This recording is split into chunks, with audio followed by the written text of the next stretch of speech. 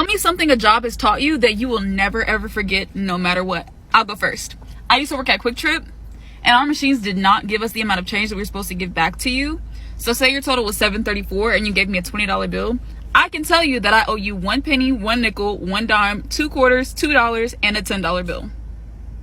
80% of results come from 20% of efforts. In every single sales team I've been on, 20% of people brought in 80% of the sales. This is the same in businesses. 20% of customers oftentimes bring in about 80% of the revenue. Globally, right, the top 20% hold over 80% of the wealth. I learned about this whole thing one day when my old manager and I were going way over in our meeting, and I was like, hey, don't you need to talk to the next person? And she's like, no, you're a top performer. I need to put most of my time into you, which is where she explained the Pareto principle, or the 80-20 rule, to me. About 20% of our tasks during the day lead to 80% of the results. Don't get me wrong, we still need that other 80% to make consistent sales, to get other tasks done. Imagine how your workday would look if you paid attention to what was really bringing in the most results. This is why I don't like the idea of the traditional 9 to 5, because being busy doesn't mean you're being productive. You can identify what's bringing in the most results and get that done in 2 to 3 hours. You should be done with your workday. I don't remember where I heard this capitalistic propaganda bullshit, but it was always do your best. Always go above and beyond and do 110%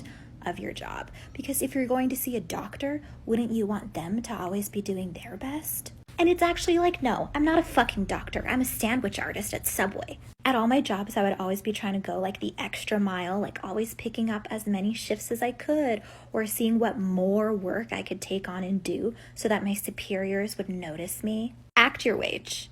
Always act your wage. Clock in, do what's on your job description, and then clock out. Doing the bare minimum is how you avoid getting exploited for your good work ethic. My last corporate job taught me that these large corporations will view your overworking and your immense sacrifice of your mental and physical well-being as a good thing. Story time. My last corporate job was such a high-stress environment. It was an ongoing joke that in order to work there, you had to have some kind of addiction. And they weren't joking. That ain't even the example I have. I had a coworker who was in her late 40s, early 50s, and suffered a heart attack. The heart attack was stress-induced caused by the job, and they encouraged her to take a nice hiatus to rest her body since she had a whole heart attack. But she didn't want to fall behind on her work, so she returned back to work the next week. That wasn't even the worst part. The company threw her a welcome back party with donuts and juice in the break room. And all the supervisors and managers were saying crazy ass shit Samantha's love for the job is an indication of how much of a good employee she is and how dedicated she is to doing her job. And y'all wonder why I refuse to work for anybody else again. Oh God, that anyone who works in tech support, they need to be appreciated way more, because I don't even work in tech support. I work at a pizza place, but an older person called me. They're like, hey, I want to order a pizza. I'm like, no problem. How may I help you? He's like, well, I need help. I need to order it online. I'm like, hey, what do we want to do here? He's like, how do I turn my computer on? I was like, press the power button. He did that. Then he's like, what do I do next? I'm like, you need to click on a browser. He said, who's Bowser? I said, browser. He's like, what's a browser? I explained to him what a browser. I just press the G. Press the G. It stands for Google. He got there, and then I'm like, now just type in our pizza place. He managed to get to 4 different pizza places that weren't ours. Then he's like, I just pressed a hyperlink. So I'm like, you know what a fucking hyperlink is, but you don't know what a browser is. And then he's like, you know what? I don't even want pizza. I'm like, I don't want to work here anymore. This is going to sound fucking ridiculous, but please remember this. Next time you are on a job interview and it's over and they ask you, do you have any questions for us? Ask them, does everyone get paid on time? I'm really embarrassed to admit this, but my last job, I worked at an international chain restaurant for 2.5 years, and I would say that easily 30% of my paychecks bounced the entire time I worked there. And not just me, but everyone who worked there. And sometimes it would take our boss so long to give us our replacement checks that we'd get our next paycheck, and then that one would bounce too. The longest I ever went without getting paid was over a month and a half. And super fun fact, I don't know how many of you know this, but every time you deposit a paycheck that bounces, your bank fines you. I don't know how it's legal, but I have US Bank, and every time my paychecks bounced, they charged me $17. My coworkers with Bank of America, I think they got charged $12 or $13 every time. So ask, does everyone get paid on time? So I've worked in public education, I've worked in human resources, I worked in customer support, and now I work in the software world in a technical role. Probably the most valuable thing I've learned working in all those different fields is this. It's really, really important to put barriers between your personal life and your professional life. There's a really toxic idea that was pioneered some years ago by some Silicon Valley executives that you need to bring your whole self to work. That idea is a load of horse shit. I know it is because every field I've worked in, whether my colleagues were poorly compensated public school teachers or obscenely overcompensated like business consultants, the ones who couldn't keep those barriers were the most unhappy, lonely, unfulfilled humans you have ever met in your life. That's not like an overt lesson that you will ever really be like taught in a classroom setting or at like your first job. If anyone tries to be prying or intrusive, simply tell them, I prefer not to talk about those things at work. They won't trouble you after that. Don't be scared to check that person that acts like a supervisor even though they're not. At my second job, there was this hateful girl that walked around acting like she was the boss, being mean to everyone, even though she wasn't a boss. And so I gave her the 3-strike rule. The first time she did it to me, I let it slide. I'm like, maybe she's having a bad day. Second time, I gave her that look like, okay, now you got one more time. Third time, had to check her. She told me to go do something. I said, well, let me finish this first and I'll go do it. She said, no, do it now. And got a tone.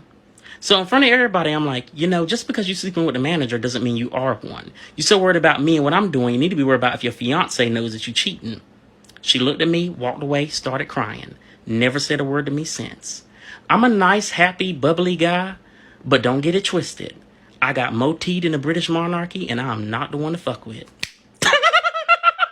I used to work at a secondhand clothing store as a buyer for a long time. I know a lot of random facts about clothing. This might be interesting to people who thrift or buy secondhand. It may be just random, but here we go. Certain clothing brands date their clothes. Brands that I know do this are Madewell, J. Crew, Athleta, Gap, Old Navy, Banana Republic. For example, on the inside tag of this Madewell dress, there is a stamp that says SU13. That means summer 2013. Next, for vintage clothes, the best way I've found to date by decade is generally with the country of origin. Depending on the decade, different countries were leaders in clothing manufacturing. I can do another video on which countries are which decade. Sterling silver jewelry will always be stamped with a 925, and that's because sterling silver is 92.5% silver. Real stones, semi-precious or precious, will be cold against your face, but costume pieces will be warm/room temp.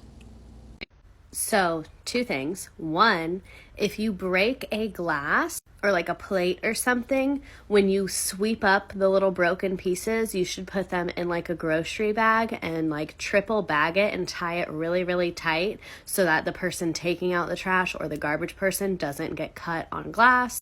2, I have never been the one to do this, but I've seen it done a bunch of times. If someone throws up, you should pour coffee grounds on it because it can help soak it up so that it's easier to like sweep up, and then it'll also cover up the smell a little bit so that you don't throw up.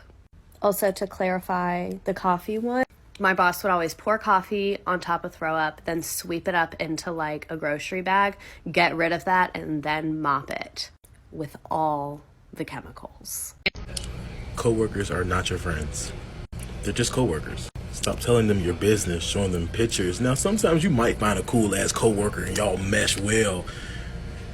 It don't happen often. Bet they don't care. They don't care that you got in a wreck on the way to work. They don't care that your babysitter didn't show up. They don't care that you just bought a house. This is coming from someone who sat on the executive board with the CEO, with the COO, with all of the higher ups. They don't care. They don't care what you have going outside of work. It is about the result. It is about the deliverable. And the sooner you remove the emotion out of the work that you do, the further that you can go. Because when you start to think that they care if you had a bad day, then you give yourself an excuse to have a bad day.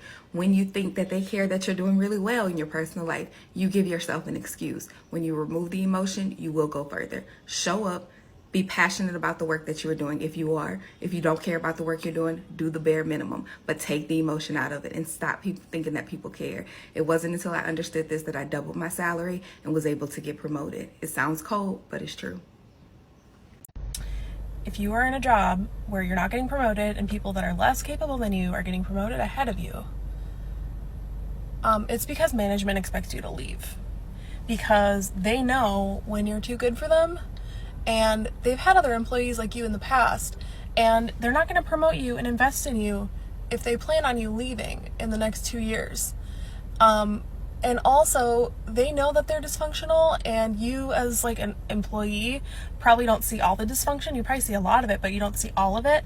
And they know that once you are in a management role, you'll see a lot of the dysfunction and you'll be disgusted and you'll leave. So I've literally had managers be like, well, like I've asked them like, well, why did this person get promoted ahead of me? And they've been like, well, you're not going to stay here. Like, they literally think about this stuff and they know when you're too good for them. So leave. If you sell toilets, don't have display models because people will shit in them. As a forensic psychologist in practice for over 10 years, I've evaluated numerous offenders for different reasons. I have learned that the people at the top of the corporation in suits that maybe own the corporation are more dangerous than the people and gangsters in prison covered in tattoos. Want to know more? Here are two of my favorite books: In Sheep's Clothing and Snakes in Suits. Check it out.